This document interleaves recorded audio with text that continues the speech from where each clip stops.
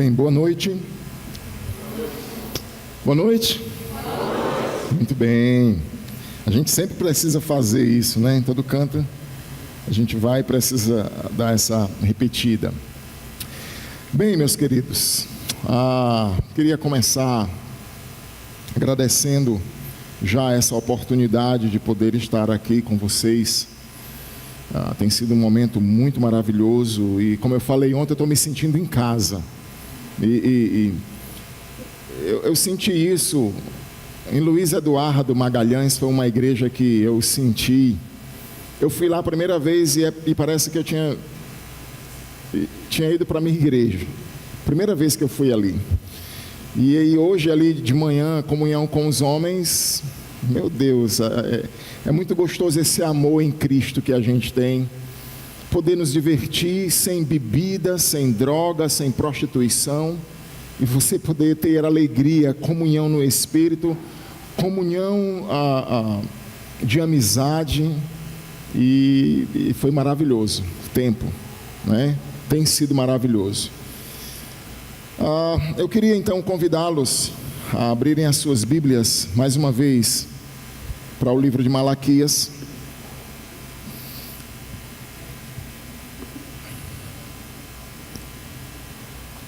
Malaquias 2, apenas o finalzinho do capítulo nós não vamos trabalhar hoje, que eu vou juntar o finalzinho desse capítulo com uma parte do capítulo 3 amanhã.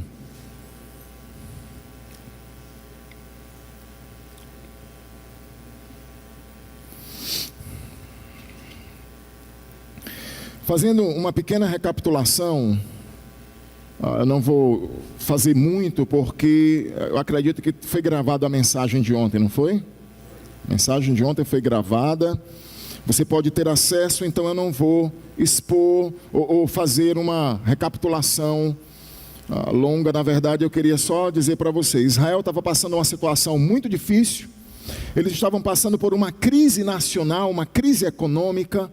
Eles estavam passando uma crise social muito grande, intensa, a disciplina amorosa de Deus sobre Israel. Então, eles plantavam e não tinham uma boa colheita, a situação econômica do país estava terrível, a pecuária estava indo ladeira abaixo, e tudo isso era por causa da disciplina amorosa do Senhor. Como é maravilhoso sabermos que Deus nos ama, mesmo que doa a sua disciplina, mas é exatamente para nós corrigirmos. Mas infelizmente,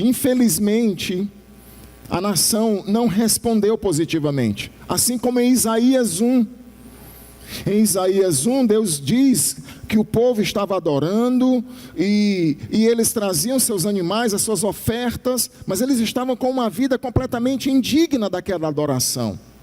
E aí no verso 18 Deus diz: ainda que seus pecados sejam como carmesim, como a escarlate, eles se tornarão brancos como a lã. Então, a nação estava passando por essa crise, e quanto mais a coisa apertava financeiramente, menos dízimos eles devolviam, deixando as mulheres, a gente vai trabalhar hoje, se divorciando como quem bebe água, como quem troca de roupa, trocando de esposa como quem simplesmente está trocando uma veste. Dizendo palavras ofensivas contra Deus e completamente insensíveis. Em que nós estamos ofendendo a Ti? Ontem à noite nós trabalhamos alguns aspectos aqui. Na verdade, Israel, eles não reconheceram o amor de Deus. Eles estavam tão insensíveis que eles não conseguiam perceber a grandiosidade do amor de Deus por eles. E Deus disse para eles: vocês têm um irmão gêmeo, uma nação irmã de vocês, e eu não escolhi aqueles, escolhi a vocês. Eles foram destruídos, vocês também, mas vocês voltaram e foram restaurados, eles não. Inclusive o amor de Deus sobre vocês é eterno, a ira de Deus sobre este povo também é eterna. Isso não é amor. Estavam insensíveis a Deus, completamente insensíveis. Mas eles também estavam insensíveis. Eles não reconheciam o grande valor de Deus. Eles não percebiam quão valoroso, quão grandioso era Deus, e eles estavam oferecendo no seu sacerdócio, incentivando o povo a oferecerem qualquer tipo de sacrifício a Deus, como se Deus não se preocupasse com aquilo. Sabe aquele chavão ou jargão que as pessoas dizem: Deus não se preocupa com o exterior, e de fato Ele ensina para a gente, Deus vê o coração. Mas é muito importante que a gente entenda que o exterior revela muito do interior. Hoje, então, no capítulo 2, já foi lido o texto. Eu vou trabalhar algumas partes aqui, mas em primeiro lugar eu queria trabalhar a ideia de que Deus espera um arrependimento da nossa parte. Deus espera um arrependimento da nossa parte. Nós vamos fazer uma oração novamente e vamos suplicar a graça do nosso Deus sobre as nossas vidas, para que o poder do Espírito Santo atue. A gente pode ouvir uma aula, a gente pode ouvir um discurso político, a gente pode ouvir uma pregação com o mesmo Espírito. Se Deus não operar misericordiosamente nas nossas vidas, é apenas mais uma pregação. Nós precisamos suplicar para que haja uma mudança em nós. Vamos orar então. Ó Deus Todo-Poderoso, Criador dos céus e da terra, soberano sobre todas as coisas, o justo juiz, o Pai amoroso, Deus das misericórdias, nós te louvamos, Senhor. Agradecemos pelo privilégio de podermos adorar ao Senhor com cânticos, com a nossa reverência, com o nosso respeito. Queremos neste momento, com a Tua palavra aberta diante dos nossos olhos, queremos pedir que o Senhor tenha misericórdia de nós. Ajuda-nos a entender mais esta porção deste livro. Usa a minha vida como instrumento nas Tuas mãos. Trabalha no meu coração e no coração desses irmãos, para que a Tua palavra fale profundamente a nós, para que nós sejamos transformados por ela, porque ela é viva, ela é poderosa, e pelo Teu Santo Espírito que habita dentro de nós. Nos entregamos nas Tuas mãos e suplicamos. Não estamos pedindo ouro, fama, sucesso, mas nós pedimos apenas que o Senhor nos faça entender a Tua palavra e obedecê-la. No nome de Jesus, amém. Amém. Agora, ó sacerdote, para vós outros é este mandamento: se o não ouvirdes e não propuserdes no vosso coração dar honra ao meu nome, diz o Senhor dos Exércitos, enviarei sobre vós a maldição e amaldiçoarei as vossas bênçãos, já as tenho amaldiçoado, porque vós não propondes isto no vosso coração. Então, o que é que nós encontramos aqui nesses dois versos? Um convite ao arrependimento. O que é que nós encontramos no capítulo anterior? Nós encontramos os sacerdotes incentivando o povo a trazer qualquer oferta para Deus. Os sacerdotes não estavam instruindo o povo no caminho certo. E a dificuldade financeira fazia com que os sacerdotes incentivassem o povo a trazer: não importa. Olha, porque eu tenho alguns animais com pata quebrada, com orelha cortada, com algum defeito, e os sacerdotes, com medo de passarem fome, não instruíam o povo no caminho certo. Não ensinavam, não instruíam, incentivavam e aceitavam aqueles animais como ofertas ao Senhor. E aqui o que nós encontramos? Nós encontramos um convite ao arrependimento. Se você olhar o capítulo 1, verso 9, ele já tinha feito o convite. Eu não tratei ontem porque iria tratar hoje. Olha o que diz, capítulo 1, verso 9. Agora, pois, suplicai o favor de Deus, que nos conceda a sua graça, mas com tais ofertas das vossas mãos, aceitará Ele a vossa pessoa, diz o Senhor dos Exércitos. Então nota que esse já era um tema que havia sido trabalhado no capítulo 1. O profeta faz o convite ao povo para que haja um arrependimento. E aqui novamente ele começa dizendo isso em uma palavra direta aos sacerdotes para que houvesse uma mudança. Meus irmãos, o que é arrependimento? O arrependimento é uma mudança. O arrependimento é o abandono. O arrependimento é você deixar de praticar aquele pecado, descobrir a verdade, você abandonar aquele pecado. Nós tivemos agora na nossa igreja o mês, em setembro na verdade, o mês da restauração. Foi um mês muito abençoado para nós, onde eu peguei pessoas que eram crentes, que em algum momento da sua vida eles caíram em pecado, e eu levei um testemunho de uma pessoa que viveu o adultério, que viveu a falta de perdão, que viveu o homossexualismo e que viveu um abandono, um desvio. Foram 5 testemunhos. E cada domingo eu pregava sobre algo, sobre Davi, o arrependimento do adultério, sobre Manassés, sobre o filho pródigo e outras pregações. E o que eu acho interessante é que cada um daqueles testemunhos, sem exceção, houve um determinado ponto da vida de cada um deles, do adúltero, do homossexual, daquele que estava também desviado lá em várias práticas, da falta de perdão, a moça que foi dar, todos eles tiveram em comum nos seus testemunhos um ponto onde precisaram se arrepender. A vida cristã, de Gênesis a Apocalipse, é arrependimento. O que era que Deus queria dos sacerdotes? Deus queria que os sacerdotes, ao ouvirem a pregação de Malaquias, tivessem uma mudança de atitude. É simples. Eles queriam Deus queria, e o profeta incentivava o povo, aos sacerdotes principalmente, que eles começassem a voltar os seus olhos para a palavra e transmitissem essa palavra ao povo. E que dissesse: olha, Deus não aceita mais animais com defeitos. Mas muito além disso, Deus está preocupado com o teu coração envolvido na oferta. Arrependam-se. Eles precisavam fazer um trabalho, parar de fazer um trabalho ritualístico, mecânico, sem alma, enfadonho. Eu expliquei ontem. Eu imagino o sacerdote pegando aquele animal, corta, começa a esfolar, e ele não dizia alto, mas no seu coração, como um arrazoar, ele pensava: que coisa imunda, que pão imundo, que sacrifício nojento, que trabalho nojento, enfadonho. E eles ofendiam a Deus com isso.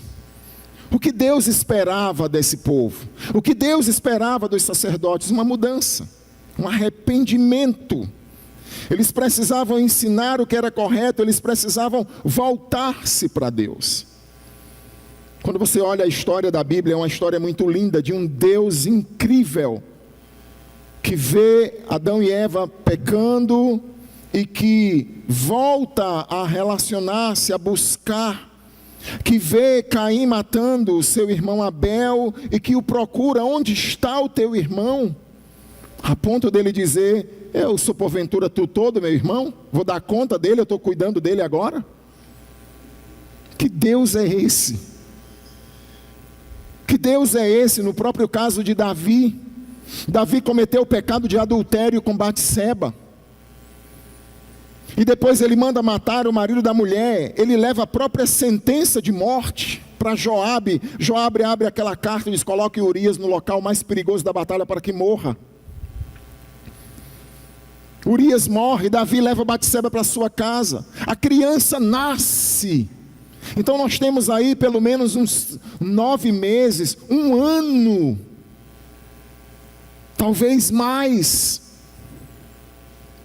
E olha que Deus maravilhoso, Ele manda o profeta Natã e até Davi, para contar aquela historinha. Olha, tem um homem, 2 homens são vizinhos, um é muito rico, outro pobre. Um homem tem muitas ovelhas, o outro só tem uma. Ele cuida da ovelhinha como se fosse uma filha, dorme com ele na cama. O senhor acredita que chegou um amigo na casa do homem rico e ele roubou a única ovelhinha que esse homem tinha?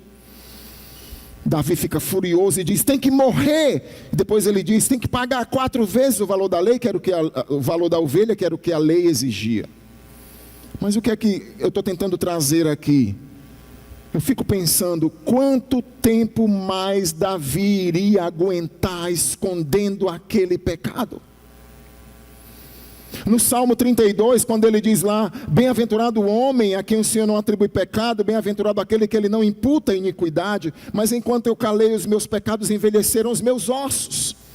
Pelo meu gemido, meu bramido todos os dias, porque a tua mão pesava sobre mim.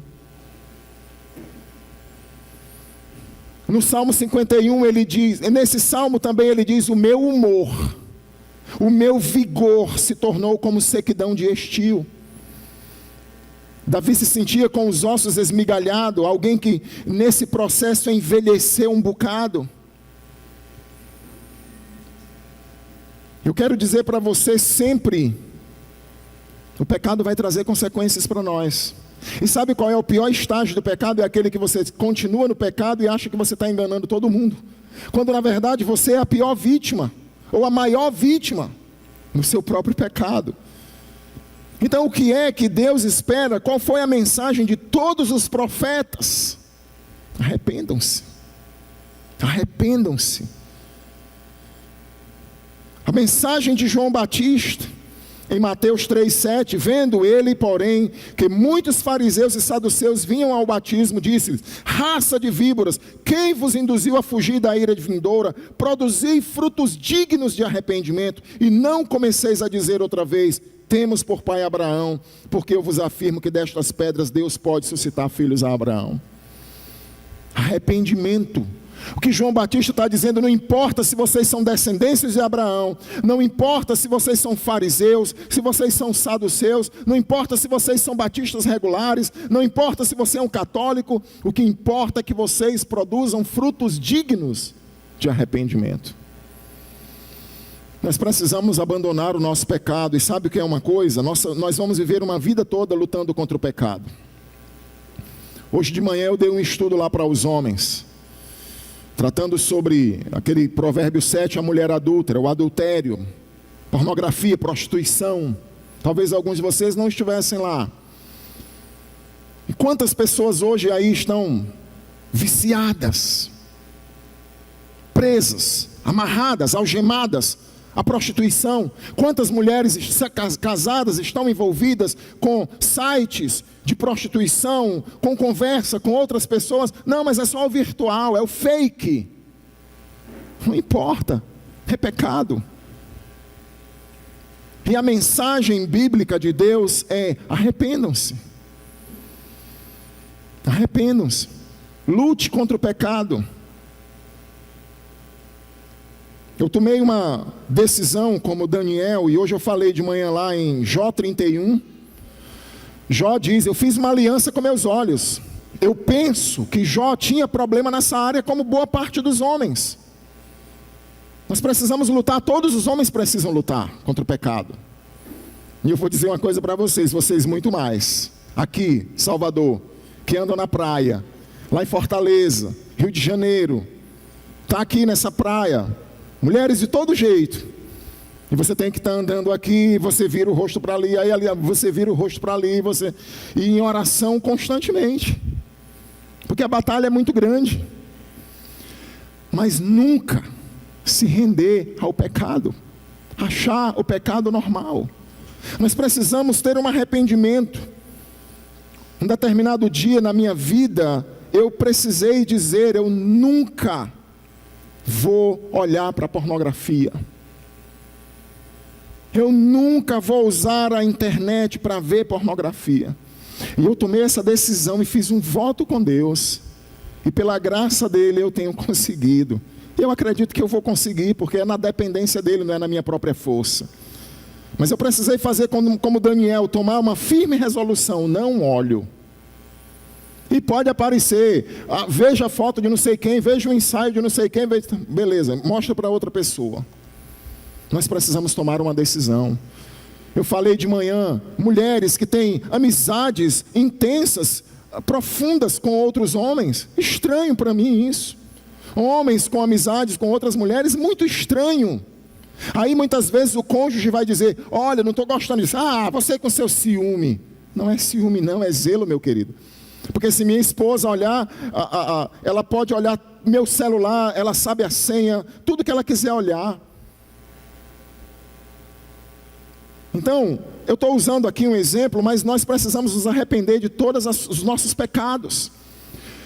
Nós precisamos de uma renovação do entendimento. Você lembra que diz em Romanos 12, versos 1 e 2: entreguem seus corpos como sacrifício vivo e transformai-vos pela renovação do vosso entendimento, para que vocês experimentem qual seja a boa, agradável e perfeita vontade de Deus. Olha o que é que Paulo está dizendo. Entende bem isso aqui, ó. Uma renovação do entendimento. Lá em Efésios 4, foi lido pelo pastor Davi na quinta. Ontem foi falado de novo aqui, e eu estou falando de novo. O apóstolo Paulo vai dizer: despojai-vos do velho homem, transformai-vos pela renovação do vosso entendimento e revesti-vos do novo homem. Agora, sabe o que eu acho interessante? É que sempre que há um termo renovação do entendimento, olha o que é que ele diz. Em Romanos 12, depois que ele fala da renovação do entendimento, ele diz assim, ó: o amor seja sem hipocrisia, não vos vingueis a vós mesmos, procurai fazer o bem. Então, é tudo aquilo que nós vivíamos antes. Como era o amor? Cara, eu te amo, aí está passando dificuldade, não quero nem saber. Minha filha, eu amo você. Aí chega em casa à noite bêbado, bate na esposa. O amor seja sem hipocrisia, seja algo verdadeiro, profundo. Tem que ter uma mudança. Mexeu comigo, eu não levo desaforo para casa. Mude o seu entendimento. Sempre que depender de vós, haja paz com todos os homens. Quando você vai ver lá em Efésios, Paulo vai dizer: transformai-vos pela renovação do vosso entendimento, despojai-vos do velho homem, revesti-vos do novo. Pare de praticar a mentira, dê lugar à ira, mas controlada. Controle sua ira, não vá dormir irado, não dê lugar ao diabo. Você que trabalhava, que roubava antes, a palavra lá que ele utiliza é a palavra kleptos, de onde vem o termo kleptomaníaco. Você roubava, pare de roubar. Trabalhe para que você possa ajudar o irmão necessitado. Então você nota que uma mudança, uma renovação. Paulo está dizendo: não ande mais como andam os outros gentios. Então, meus queridos, Deus espera uma mudança da nossa parte. A pregação, você vem à igreja para cultuar, não é simplesmente para você ouvir mais uma pregação. 248 pregações eu já ouvi esse ano. Não é para isso. É para que a gente tenha um coração moldado, uma mente moldada, a transformação. Arrependimento, é isso que Deus espera, era isso que Deus queria dos sacerdotes. Mudem. Então eu queria dizer para você, e para esse arrependimento é necessário haver a humilhação, precisamos reconhecer. Era simples, os sacerdotes diziam: rapaz, nós estamos falhando no nosso sacerdócio. O profeta Malaquias está falando, ou seja lá quem foi esse mensageiro de Deus: vamos parar agora, vamos voltar em arrependimento, vamos ensinar ao povo o padrão correto. É isso que Deus espera de você. Está praticando pornografia? Está vendo? Para. E eu falei hoje de manhã lá: mate sua natureza terrena. Mate. Como é que eu mato? Eu vou te dar um exemplo bem prático. Você tem compulsão? Tem 150 pares de sandália em casa. Mas eu tenho compulsão, pastor, eu passo numa loja e não consigo. Só lhe dizer uma coisa: sempre que você comprar um novo par, você está turbinando a sua compulsão. Sempre que você contar a próxima mentira, você está turbinando, alimentando, anabolizando o seu pecado. É simples. A outra vez que você viu pornografia, você anabolizou, você turbinou a força do seu pecado. Então, todas as vezes que você cometer esse pecado, você está fortalecendo. Como é que a gente mata o pecado? É um processo. Primeiro dia, Não vou fazer, não vou olhar, não vou conversar mais, não vou trair mais, eu vou parar agora mesmo, não vou ficar mais com mentira, vou controlar minha compulsão, minha gritaria dentro de casa com o meu marido, com meus filhos, eu vou deixar de ser estúpido com a minha esposa, vou passar a amá-la, eu vou contribuir com a minha igreja, nas finanças da minha igreja, eu vou servir, eu vou, sabe? Você começa um processo.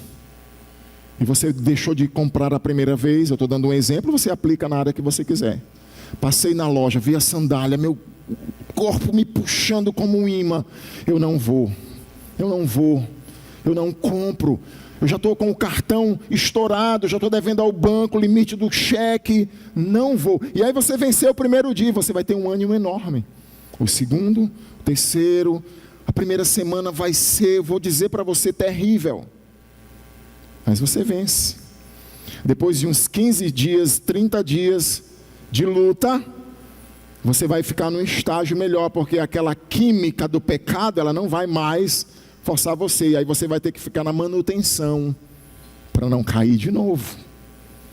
Mate, arrependa-se. Segundo lugar, lutando contra a nossa insensibilidade em não reconhecer o privilégio do sacerdócio. Vou explicar esse outro tema. Eles estavam insensíveis em reconhecer o grande privilégio de ser um sacerdote. Olha o que diz, verso 3. Eu vos reprovarei a descendência, atirarei excremento ao vosso rosto, excremento dos vossos sacrifícios, para junto deles sereis levados. O que ele está dizendo aqui? Olha só, meus irmãos, que grande privilégio. Para pensar um pouquinho. Extremo privilégio servir a Deus como um sacerdote. Pensa só assim, ó.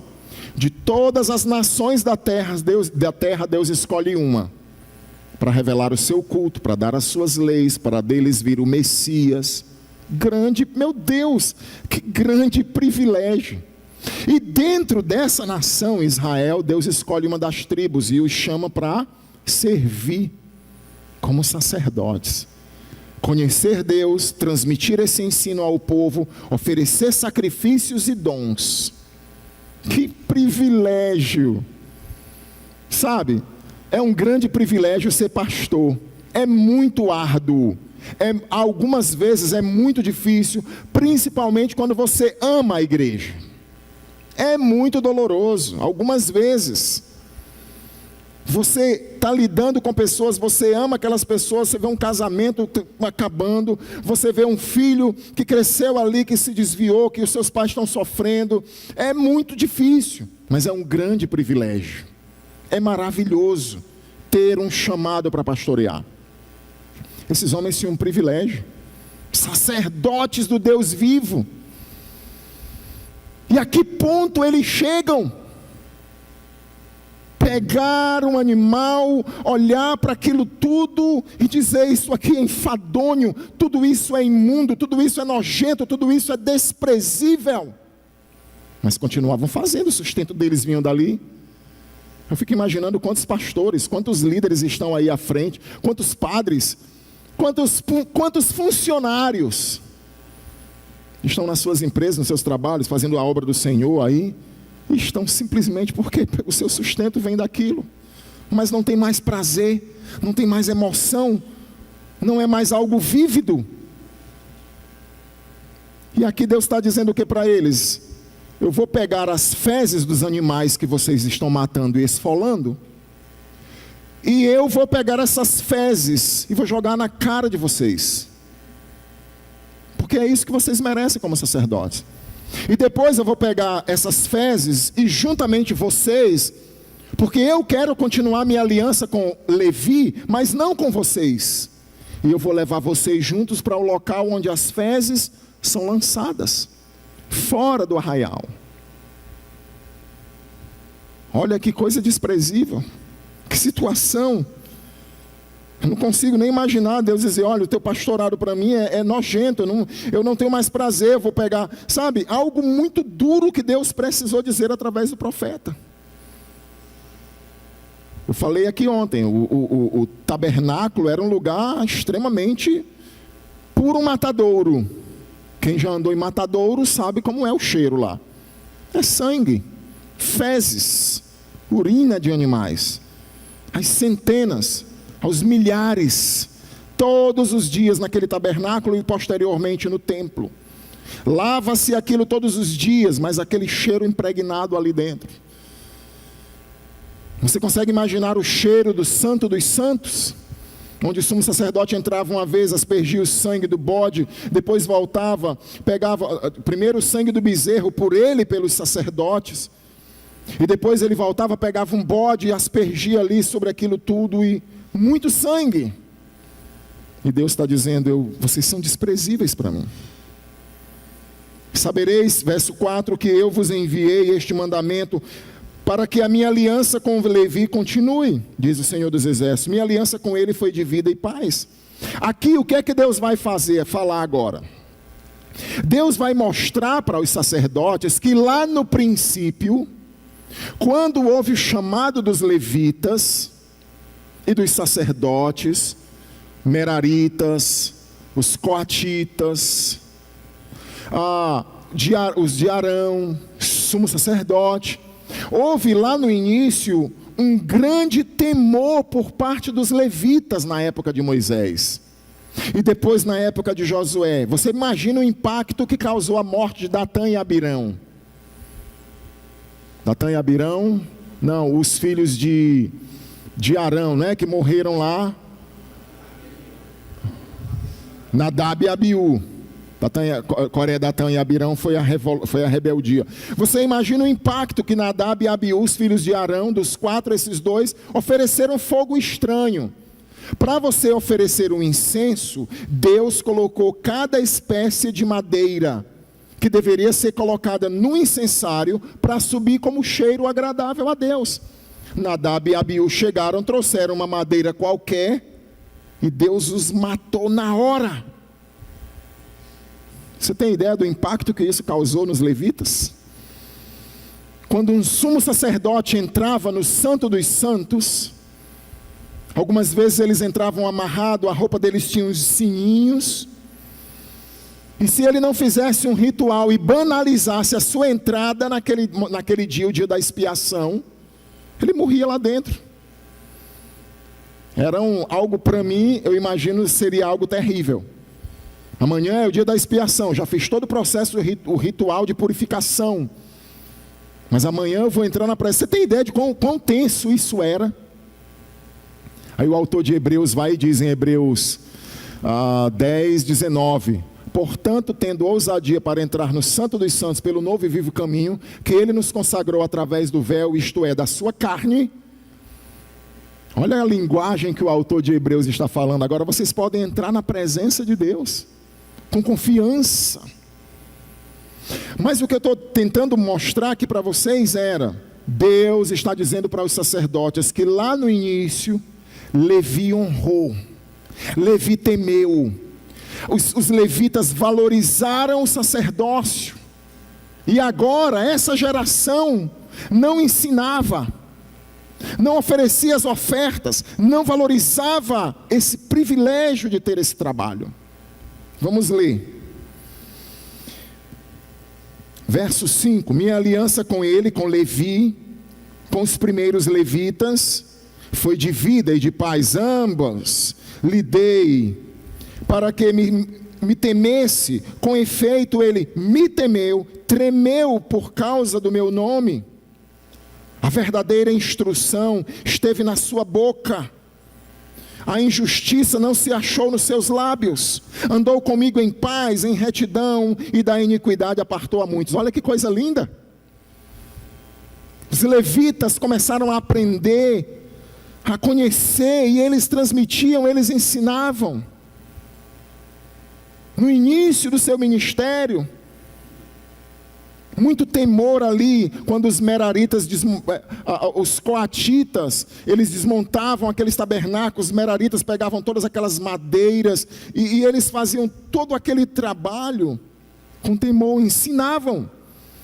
As pessoas estavam vivendo em pecado, e eles chegavam a instruir: olha, parem com isso, vamos mudar esse seu comportamento, Deus quer que seja assim.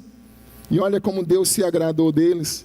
Verso 7, porque os lábios do sacerdote devem guardar o conhecimento, e da sua boca devem os homens procurar a instrução, porque ele é Malaquias, mensageiro do Senhor dos exércitos.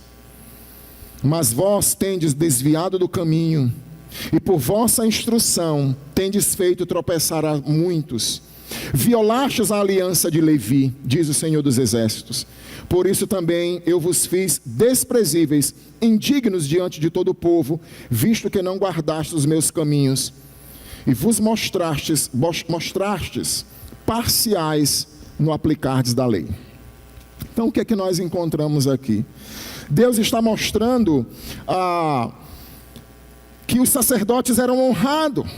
As pessoas procuravam, quando tinham seus problemas, suas dificuldades, procuravam aos sacerdotes para saber como poderiam resolver. E eles instruíam, e aquele povo estava vivendo de uma forma muito boa, principalmente na época de Moisés, parte desse povo, a época de Josué, até a morte de Josué, quando dá-se início ali então, depois o livro dos Juízes, onde vem uma geração que já não conhecia Deus, nem os seus feitos. Mas era uma aliança muito linda, de temor, de instrução, de obediência a Deus, e Deus se agrada com isso. Mas o papel deles aqui, eles faziam o povo se corromper. Amaldiçoarei as vossas bênçãos, ele disse. Eles ganhavam os seus dízimos, as suas ofertas, recebiam comida, recebiam animais, mas Deus estava amaldiçoando essas bênçãos.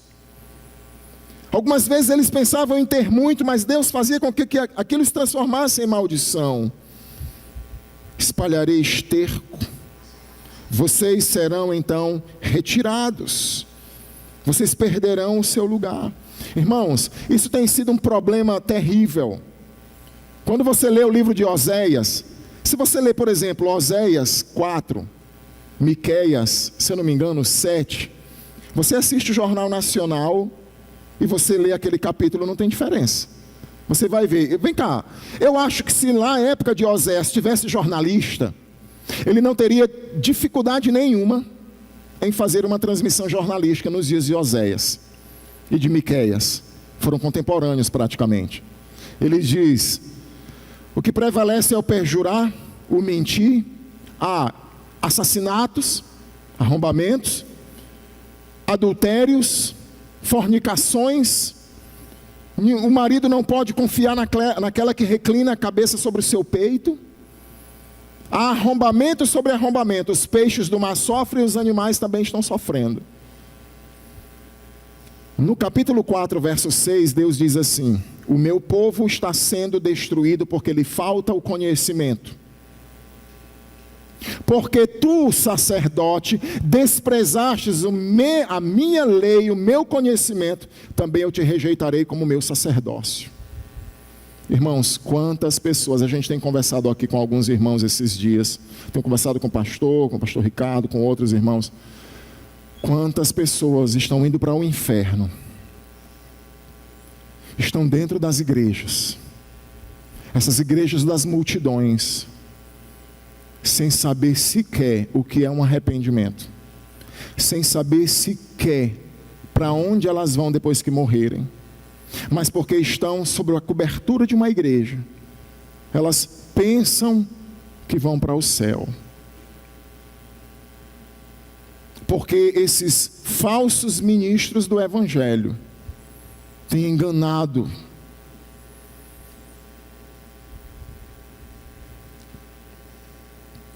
Frases tipo: traga as suas orações que nós vamos levar no Monte Sinai para interceder por você. E as multidões de bilhetes, de pedidos para serem levados para o Monte Sinai. Monte Sinai representa maldição, irmãos. Lê Hebreus capítulo 12, você vai ver que o Sinai representa lá a época da lei, a época do medo, a época do desespero, onde o povo dizia: Moisés, vai tu e fala com Deus. Nós somos de Sião. Sião representa o novo reino, Sião representa o céu, Sião representa a glória. E essas pessoas correndo para levar suas, sabe, com a ideia de uma superioridade, enganação. Multidões sendo enganadas. Qual aplicação nós podemos tirar disso aqui? Meus queridos, eu queria que você entendesse o grande privilégio que você que é crente tem como sacerdote. Todos nós aqui somos sacerdotes, os que são crentes em Cristo Jesus, que já foram lavados pelo seu sangue. Você não precisa mais de alguém para interceder por você. Aquela coisa, pastor, ore por mim que a sua oração é mais ouvida, isso não existe, irmãos.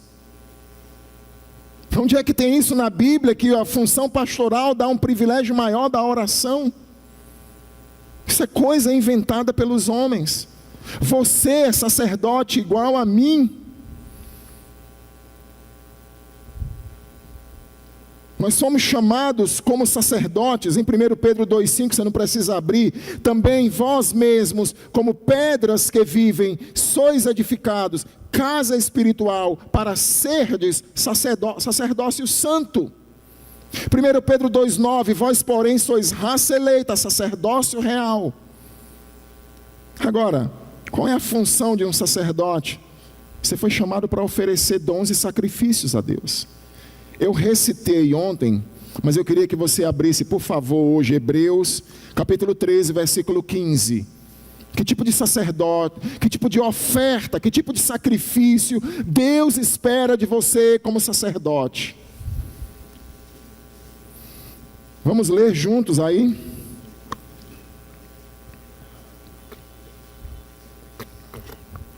O que é que diz?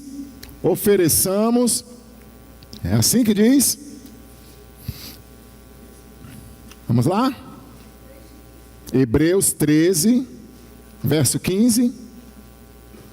Ofereçamos, pois, a Deus. É assim não que diz? Diz o que aí? Deixa eu ver aqui. Pronto. Que é fruto. Pronto. Qual é o sacrifício que Deus espera de nós? Louvor. Quantas vezes a gente vai para o culto, ou quantas pessoas vão para o culto, às vezes fica olhando ali, eita, mais um louvor, aí o dirigente pediu para ficar de pé, ai, estou tão cansado, aí canta, aí não sabe o que está, aí, muito obrigado. Portanto, ofereçamos sempre a Deus, por Ele, por meio dEle. Então Deus espera, irmãos, que sacrifício. A gente não precisa mais matar um animal e se aproximar com aquele animal. Olha como é fácil para nós, um coração que canta, que louva. Sacrifícios de louvor. Irmãos, vamos valorizar o nosso sacerdócio. É fácil a gente olhar para ele, mas pastor, como é que pode? Por que essas pessoas viviam assim? Por que eles faziam isso? Por que os sacerdotes na época de Oséias não ensinavam, permitiram que o povo se corrompesse daquele jeito? É a desvalorização, é a falta de conhecimento. Eles mesmos abandonaram a lei. Como é que você vai ensinar algo que você não está vivendo? Irmãos, nós precisamos valorizar o nosso sacerdócio. Nós somos agora os sacerdotes, sacerdotisas do Senhor. Romanos 12, 1 e 2. O que é que diz lá? Alguém sabe recitar? Rogo-vos, pois, irmãos, que apresenteis vossos corpos como sacrifício vivo, santo e agradável, que é o vosso culto racional.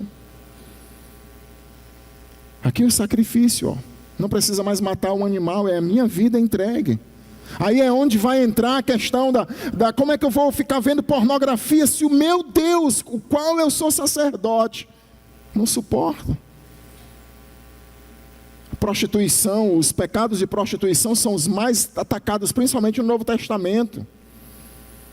1 Coríntios 6, o apóstolo Paulo vai dizer: o estômago para o alimento para o estômago, mas Deus destruirá tanto o estômago como o corpo e o alimento, mas o corpo não foi feito para a impureza. Colossenses 3:5, mate sua natureza terrena, prostituição, impureza, paixão lasciva e a avareza, que é a idolatria. A palavra para avareza que Paulo usa lá, uma palavra grega que é pleonexia, que significa uma sede insaciável. Você faz e você quer mais, e você quer mais, e você tem, e você quer mais e nunca se satisfaz. E lá o sexo está relacionado com a avareza.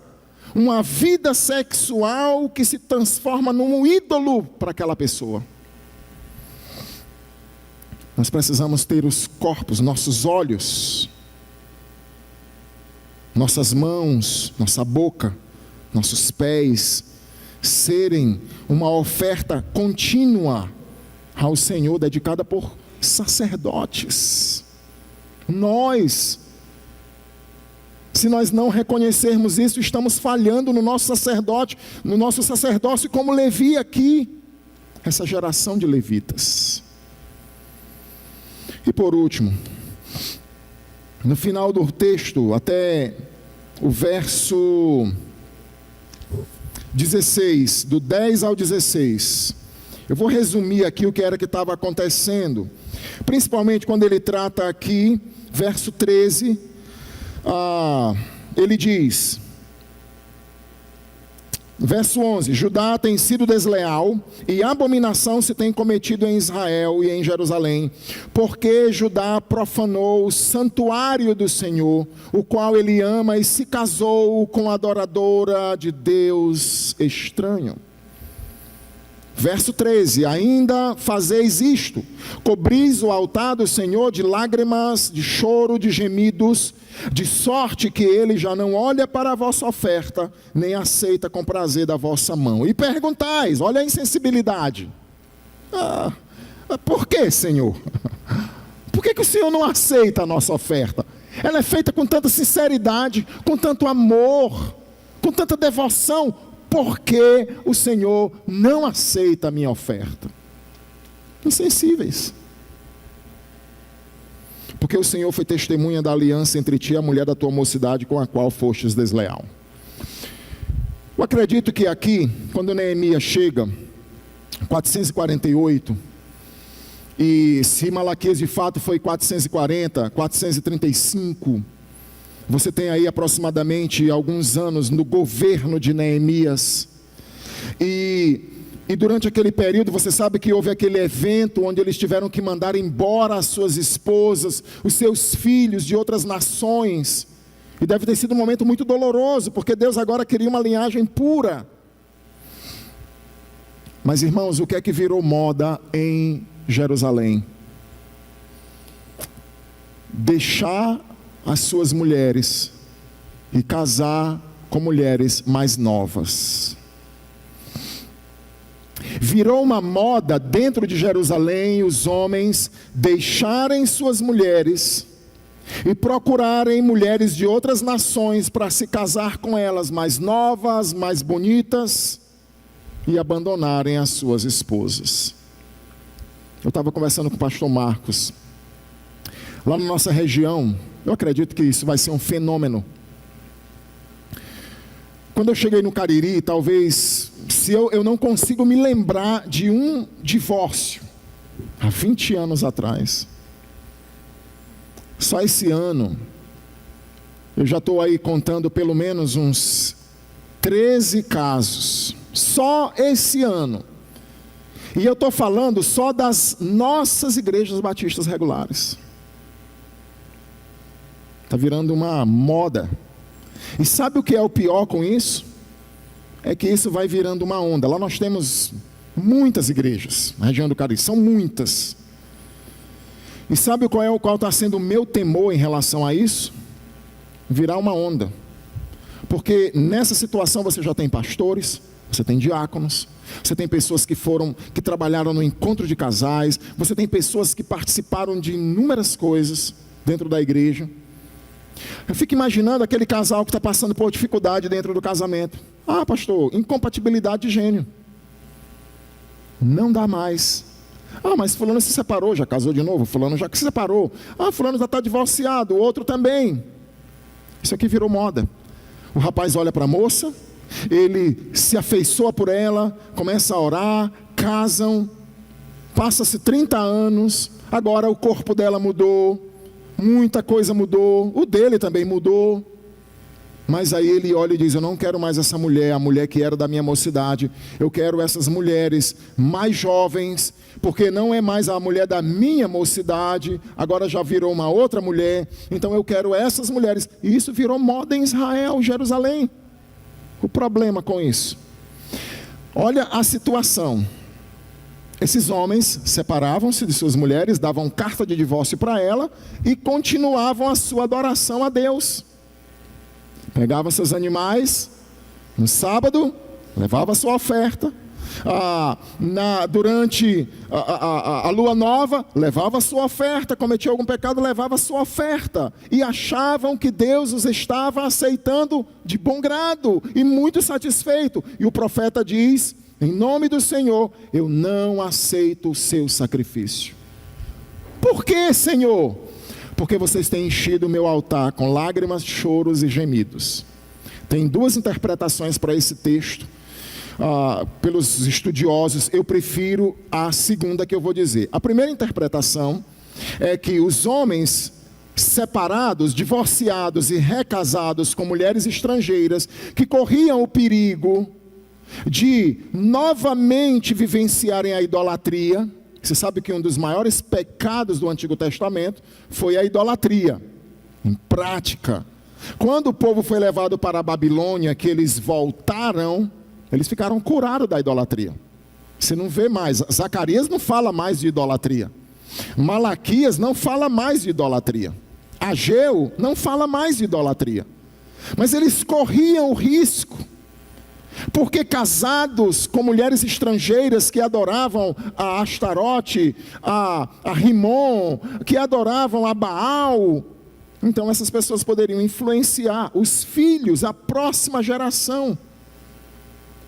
Então a primeira interpretação é que os próprios homens, ao entregarem a sua oferta e saberem que Deus não estava aceitando, eles choravam. Eles gemiam, eles derramavam lágrimas. Eu não sou muito a favor dessa interpretação. Eu gosto mais da ideia de a esposa abandonada, os filhos abandonados, iam ao altar do Senhor chorar, orar por esse pai que havia abandonado a sua família. Enquanto eles iam entregar a sua oferta, essas mulheres estavam lá chorando. Esses filhos estavam lá chorando, clamando a Deus pelo papai e a esposa pelo seu marido.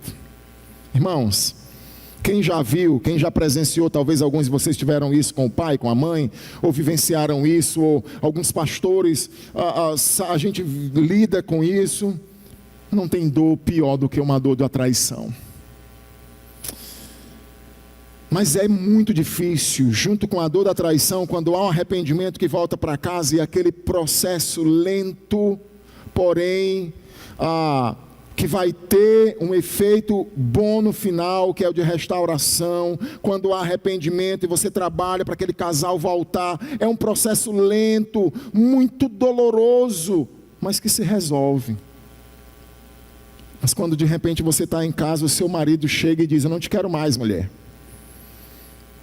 O marido está em casa, foi trabalhar, quando chega em casa a mulher olha para ele e diz: eu não te quero mais. Eu encontrei uma outra pessoa aí, eu estou me comunicando na internet com alguém, eu não te quero mais, acabou, me esqueça, vai viver sua vida. Irmãos, eu já vi pessoas completamente desesperadas. A cabeça não pensa em outra coisa. É um bombardeio terrível, muitas lágrimas, muito desespero, uma falta de noção, falta de chão. É uma dor terrível. Nós não estamos lidando aqui com robozinhos ou com filme de ficção, é uma história real. Esses homens abandonavam a moda em Jerusalém, era: e aí, tu já casou de novo, já deixou a tua mulher velhinha lá, já casou com uma mais nova, essas adoradoras, essas mulheres bonitas mais novas, já, e fulano também já deixou, e virou moda. a ponto de ser um dos pontos de insensibilidade. Mas em quê? Por que o Senhor não aceita a nossa oferta? Aqui eu queria trazer aqui algumas instruções bem importantes para você que não é casado, que pensa em casar, e para vocês que são casados. Para vocês que ainda não são casados, vai servir como antídoto. Para vocês que são casados, é só uma lembrança daquilo que vocês já fizeram. Olha só o que ele diz, ó. Verso 13. Ainda fazeis isto, cobris o altar do Senhor de lágrimas, choro, gemido, de sorte que ele não olha mais para a vossa oferta, nem aceita com prazer da vossa mão. Não adianta trazer. É mesmo que nada. E vocês perguntam, mas por que, Senhor? A gente não entende. Por que é que o Senhor não aceita? Porque o Senhor foi testemunha da aliança entre ti e a mulher da tua mocidade, com a qual tu fostes desleal. A ideia é essa aqui. Você casou com ela, era nova, era bonita, ela satisfazia todas as suas necessidades e intenções, e agora você despreza. Aqui é um perigo para casais que já estão aí com 30 anos, 25 anos, 35 anos de casado. Principalmente porque a mulher entra numa fase da menopausa, seu desejo para o seu marido diminui bastante. Com o homem não acontece nessa idade, 35, algumas mulheres têm precocemente 35, 40 anos, 45 anos. O homem ainda está normal. E aí, se ele não amar de fato a sua esposa, ele deixa. Se ele não tiver temor pelo Senhor, ele abandona. Por causa de simples emoções, prazeres carnais, diabólicos. Quantos casos a gente diz, papai tem 30 anos de casado, agora traiu, deixou a mamãe lá por uma meninazinha de 20, que ela não quer nada por ele, ela só quer o dinheiro dele. Olha, a primeira coisa que a gente aprende aqui, Deus foi testemunha da aliança entre esses homens e suas mulheres. Assim como Deus esteve lá com Adão e Eva, uniu-os. Assim como o próprio Jesus esteve lá em Caná da Galileia, presente naquele casamento, Deus esteve presente no seu casamento. Ele estava lá quando você disse, sim, pastor, sim, seu padre, sim, seu chefe, sacerdote de pai de santo, sim, seu budista, sim, seu espírita, não importa para quem você diz, porque o casamento, a aliança do casamento, ela é antes dessa questão, foi a primeira instituição de Deus. Israel não existia, igreja não existia, Deus criou a instituição do casamento. E ele diz aqui, sabe por quê? Porque eu estive lá no seu casamento, eu fui testemunha. Quando você disse que iria amá-la até a morte, separar vocês. Em segundo lugar, ele diz, olha, a mulher da tua mocidade com a qual tu foste desleal, abandonou, deixou insensivelmente, sendo ela tua companheira e mulher da tua aliança.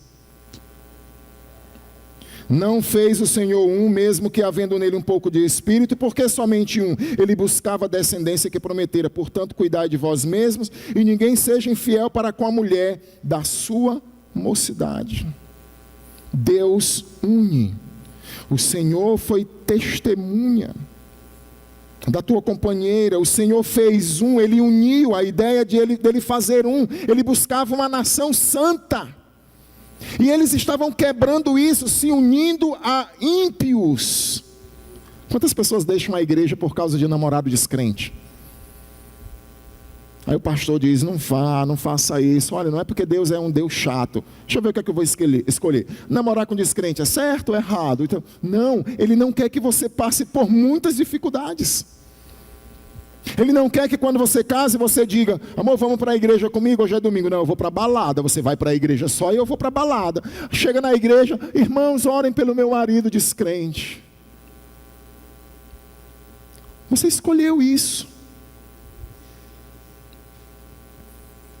Você viaja para o Japão, ninguém te vê, ninguém sabe quem você é, você está num lugar distante. Você poderia fazer o que quisesse, mas você teme a Deus e você sabe que Deus está lá te vendo, está dentro de você. Você vai ser fiel aonde você for. Seu marido vai fazer uma viagem para Fortaleza, num trabalho, junto com os amigos da empresa. Sexta-feira à noite terminou o expediente lá em Fortaleza. Eles vão para onde? Seu marido é descrente.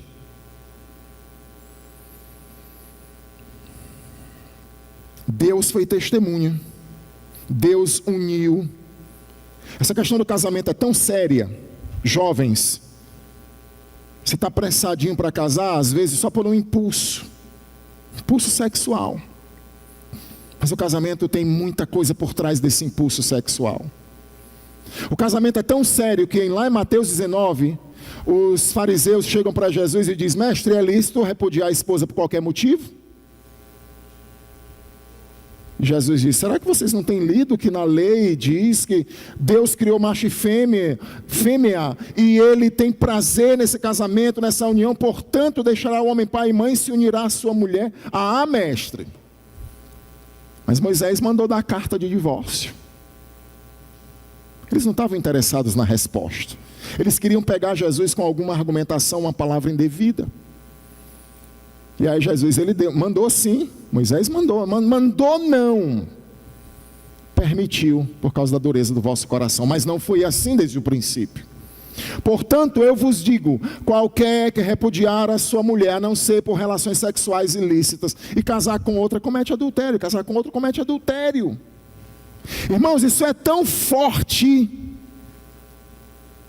que os discípulos disseram assim: mestre, se é assim a lei concernente ao casamento, não convém casar não. Depois você lê lá para confirmar. Mestre, isso é um padrão muito alto. Se é esse o padrão, não convém casar não. Aí Jesus diz o quê? Nem todos receberam esse dom, porque alguns nasceram eunucos, outros foram feitos eunucos, e outros se tornaram eunucos espirituais. Então nem todo mundo vai conseguir viver uma vida sem casar. Mas se casar, você não pode estar trocando de cônjuge como se está trocando de roupa. O padrão de Deus para dentro do casamento é você casar e você... Eu estou convivendo esses dias com esse casal, e já vou até dizer, é lindo. Esse homem tem mais de 80 anos, eu não sei meses quantos anos, também não vou dizer, vocês sabem, vocês conhecem eles mais do que eu.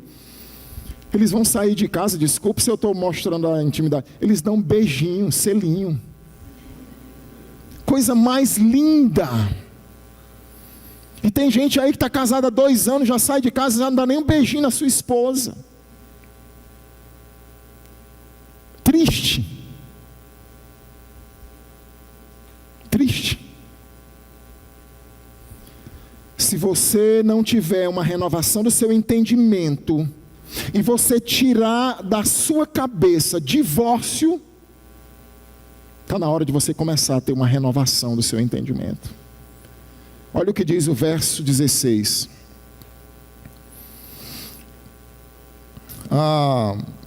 Final do verso 15. Portanto, cuidai de vós mesmos, e ninguém seja infiel para com a mulher da sua mocidade. Aqui você pode falar para as mulheres também: não seja infiel com o homem da sua mocidade. Porque o Senhor Deus de Israel diz que odeia o repúdio. Irmãos, se nós amamos a Deus, se nós queremos, a nossa vida deve ser um sacrifício para Deus, nós devemos odiar o divórcio. Olha, eu vivi um inferno dentro do meu casamento com a minha esposa nos primeiros anos do nosso casamento. O primeiro especificamente. Se isso aí vai estar na internet, ela vai ver, e ela sabe que a gente conta isso em toda igreja que a gente vai. Vocês estão olhando para uma pessoa que poderia ter todas as ferramentas, e tinha todas as ferramentas para ter destruído o nosso casamento. Eu era iracundo, ciumento e antissocial. Minha esposa desse tamanho, tem 1,59 m, ruim, insubmissa, valente. Eu sempre lutei, era forte, grande, praticava competições de fisiculturismo. Ela vinha para cima de mim, não tinha medo, a gente quase matou um ao outro. Eu matava de um soco e ela botava uma faca debaixo do travesseiro para me matar dormindo. Deus quebrou a gente, moeu. Mas a gente tinha um lema: Nós não vamos nos separar para não envergonhar o nome de Cristo. A gente sofre aqui. Irmãos, Deus transformou as nossas vidas. Na dor, na vergonha, na tristeza. Porque o casal brigado não tem coisa pior, não. Mas olha, os nossos anos de casamento, Deus tem transformado, nós nos amamos. Não é fácil, mas a gente vence. Um casal como esse aqui é uma inspiração para a gente. Quando eu chegar lá, eu vou contar para minha esposa sobre vocês. Amor, é lindo eles dois, são lindos. Eles terminam de orar, dá um beijinho na mão do outro, um casal apaixonado. Sabe? E eu quero, esse é o meu padrão. E por mais que as pessoas olhem, mas o pastor fulano e tal se divorciou, já está cá. O pastor fulano e tal se divorciou. Rapaz, esse cara era diácono da igreja, separou, está divorciado. Eu estou passando dificuldade com essa mulher também, eu vou entrar nessa onda. Deus, o seu Deus, odeia, repugna o divórcio. Procure o pastor, procure um irmão sábio, confiante dessa igreja. Conte seu problema, homens. Os homens são terrivelmente orgulhosos. Não fale para o pastor, não. Ele quer dar uma de espiritual e ainda proíbe a mulher, porque as mulheres gostam de falar. Vamos procurar o pastor. Não diga nada para o pastor. Problema para você, meu irmão. Problema para o teu casamento. Quantos casais vieram me procurar quando já estavam separados, já não tinha mais jeito? Seja humilde. Pastor, estamos passando por uma dificuldade. É nessa área, nessa. Eu acho que o meu problema é esse, minha esposa é esse. O senhor pode nos ajudar antes que a gente se separe? Vamos lá, meu irmão, vamos fazer um trabalho aqui. Vamos fazer um acompanhamento com vocês. Mas, irmãos, risca. Jovem, quer casar? Você é muito novo ainda. Tem quantos anos? 16? Nem comece a namorar. 18? 20? Vai casar com 20? Ótimo. Se vocês viverem até os 80, vocês vão passar 60 anos. Você é aquele tipo de pessoa que diz: ai meu Deus, eu estou doido para sair da casa dos meus pais. Tem quantos anos? 18. Então vamos pensar assim, 5 você não lembra de muita coisa. Então dos 5 aos 18, esse período curto de tempo você já não aguenta mais seus pais, e passar 60 anos. Então ore, escolha sob oração, escolha no padrão bíblico. Ai que gatinho, ele é tão lindo, ai aquela menina é linda, olha o cabelo dela. O cabelo dela vai ficar ruim um dia. Olha a barriga tanquinho, vai virar uma bola. Vai. Se a base for isso, acabou. Basta vir o primeiro filho. Basta começar a comer os primeiros churrascos. E aí, acabou aquilo que era a base. Então, busque uma mulher que teme, um homem temente a Deus. Porque lá em Provérbios 31 diz: a graça e a formosura são vãs, mas a mulher que teme ao Senhor, essa será louvada. Então, meus queridos, arrependa-se. Qual é o seu pecado? Qual é o meu pecado? Arrependa-se. Deus espera que você volte e você pare com o seu pecado. Eu não estou falando de viver uma vida impecável, eu não quero parecer aqui que eu sou mais do que alguma coisa, um super santo, sabe? Não, eu não sou. Eu luto todos os dias. Mas eu procuro não ter pecadinhos de estimação. Sabe? Todo tempo mentindo, todo tempo vendo pornografia. Namorei ontem, pratiquei sexo com minha namorada. Amanhã eu vou praticar de novo. Para! Tome uma decisão. Olha, se for preciso a gente namorar só por telefone, não vamos nos encontrar mais. Para com o pecado. Está roubando a empresa? Acaba com esse negócio. Arrependa-se. Segundo, valorize o teu sacerdócio. Você foi chamado para oferecer dons e sacrifícios a Deus, louvores, um corpo entregue ao Senhor. Ame-o. E zele pelo seu casamento. Aqui eu queria só dizer algo também bem especial. O que eu vejo aqui nesse texto é que o povo estava não estava preocupado em obedecer a Deus. É simples. Pode ser divorciar e deixar a esposa. Pode ser falcatruas nos negócios. Eu não sei se vocês conhecem esse termo, né? A gente tem muito regionalismo. Desculpe se eu disse algum termo que vocês não conhecem. Mas o que eu vejo aqui é um desprezo à palavra. Qual é o pensamento de Deus? Deus odeia o divórcio? Não tem problema, nós vamos nos divorciar. É um desprezo à palavra. Irmãos, leiam a Bíblia, conheçam qual é a vontade de Deus. Ame essa palavra. Zelem em saber o que é que Deus quer para a sua vida. Não pense em divórcio. O teu Deus odeia o divórcio. Ore, se humilhem os dois juntos. Não tem solução ou problema insolúvel. Não existe. Eu já cheguei muitas vezes no meu casamento, momentos que eu disse, pronto, amanhã a gente não tem mais jeito. E a graça abundante vem e resolve tudo. Entrega ao Senhor o teu casamento. Risque essa palavra do teu coração. E você que não é casado ainda, vai casar? Então escolha no Senhor, escolha bem feito, espere. E saiba que quando você entrar, é para sempre. Até que a morte separe. Porque o seu Deus odeia o divórcio. Que Deus nos abençoe e tenha misericórdia das nossas vidas, no nome de Jesus.